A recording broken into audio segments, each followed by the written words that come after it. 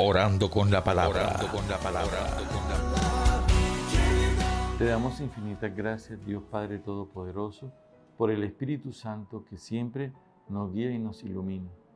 Te pedimos y te suplicamos, Padre, que en este momento tu gracia nos ayude a vencer el mal y que nos ayude a crecer en hacer tu voluntad. Ven a sanarnos de toda indiferencia, de todo deseo de venganza. La palabra de hoy, que está tomada del Evangelio de San Lucas, capítulo 1, versículo 26 al 38, nos dice en síntesis la experiencia de Dios cuando se manifiesta, Dios Padre se manifiesta a la Virgen María. Comienza primero que todo ubicándonos en el contexto geográfico. Dice que era Nazaret. Nazaret, que era un caserío, era menos que un caserío, era un campamento. Era un lugar donde vivían muchos obreros porque estaban construyendo una ciudad que se llama Séforis. Se llamó Séforis porque fue destruida después. A ese lugar se manifiesta Dios, a ese lugar sencillo, humilde. Incluso Natanael dice, ¿acaso de Nazaret puede salir algo bueno? Dice en el Evangelio de San Juan. Y entonces, a ese lugar Dios envía al ángel y entra en diálogo con la Virgen María. Cuando el ángel entra en la presencia de la Virgen, le da a conocer a ella que es la llena de gracia. Alégrate, llena de gracia. El Catecismo de la Iglesia Católica en el numeral 490 dice, para ser la madre del Salvador, María fue dotada por Dios con dones a la medida de una misión tan importante, y cita a Lumen Gentium 56. El ángel Gabriel, en el momento de la anunciación, la saluda como llena de gracia.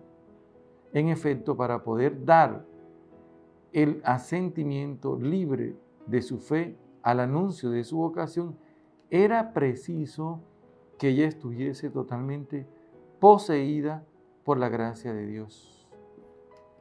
Interesante, ¿ves? Porque nos ubica inmediatamente en el contexto de aquello que se va a realizar y que necesariamente, para que se cumpla, tiene que ser por obra de Dios a través de su gracia en el corazón de la Santísima Virgen María. Y esto es lo que nos hace a nosotros sentirnos como felices. Numeral 2676. Este doble movimiento de la oración a María ha encontrado una expresión privilegiada en la oración del Ave María, y empieza a explicar, especialmente donde dice, llena de gracia, el Señor está contigo. Las dos palabras del saludo del ángel se aclaran mutuamente. María es la llena de gracia porque el Señor está con ella. La gracia de la que está colmada es la presencia de aquel que es la fuente de toda gracia. Alégrate, hija de Jerusalén, el Señor está en medio de ti. Sofonías 3:14. María, en quien va a habitar el Señor, es en persona la hija de Sión, el arca de la alianza, el lugar donde reside la gloria del Señor. Ella es la morada de Dios entre los hombres.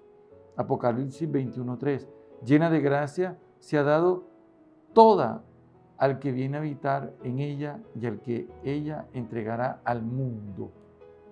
Interesante lo que la Iglesia nos dice y que nosotros debemos tener presente. Así que ella, ante esta experiencia, cuando el ángel la saluda, dice, no temas, María. Volvemos otra vez al temor de Dios, que hemos explicado en estos días, que no es el miedo, que es el temor filial de la persona que ama a Dios, ve su bondad en todas partes y lo reconoce como Padre. Y ella es así, lo que está pasando en la Virgen Santísima.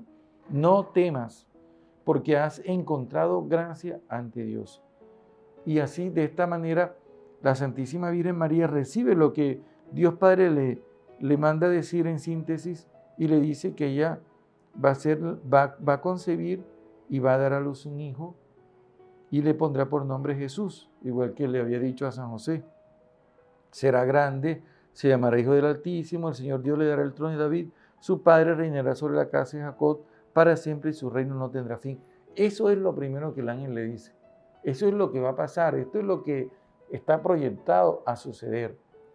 Cuando la Virgen recibe esto, la Virgen hace una pregunta: ¿cómo será eso? Pues no conozco varón. ¿Cómo será? Ella también está mirando el futuro, ella también está creyendo que eso se va a realizar, pero ella quiere saber el cómo. ¿Cómo será eso? Pues no conozco varón. Y le agradecemos a la Santísima Virgen que esa pregunta, porque el ángel va a responder a ella y nos va a responder a nosotros ante todos los imposibles que nosotros en esta historia, en este momento, en esta vida, en esta existencia experimentemos. El Espíritu Santo vendrá sobre ti y el poder del Altísimo te cubrirá con su sombra. ¿Sí? Ante el proyecto, cuando miro el futuro, yo tengo que creer profundamente que el Espíritu Santo es el que va a realizar esa obra conmigo, valiéndose de mí, actuando en mí.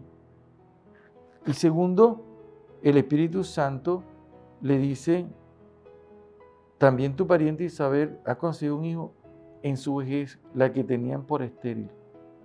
Es interesantísimo. ¿Por qué? Porque el ángel le hace ver la realidad. Ella era estéril. Y tercero, cita bíblica, porque para Dios nada es imposible, nada es imposible. Tomada del Génesis 18:14. Tres cosas que le dice el ángel y tres cosas que nosotros hoy recibimos para seguir creciendo en la fe. Y ante esto la Santísima Virgen María dice: aquí está la esclava del Señor, que se haga en mí según tu palabra. Y en ese momento la Virgen Santísima, al dar el sí, inicia en la historia de la humanidad un cambio, una transformación, inicia una liberación, inicia una vida nueva, una época en la que Dios se hace mucho más cercano al hombre y el hombre mucho más cercano a Dios, y comienza una renovación, una recreación de la humanidad a partir de este sí que de la Virgen María. ¿Cuánto le damos gracias a Dios por la presencia, por la vida de la Virgen María y por ese sí con valentía que ha dado? Amén. Orando con la palabra. Orando con la palabra.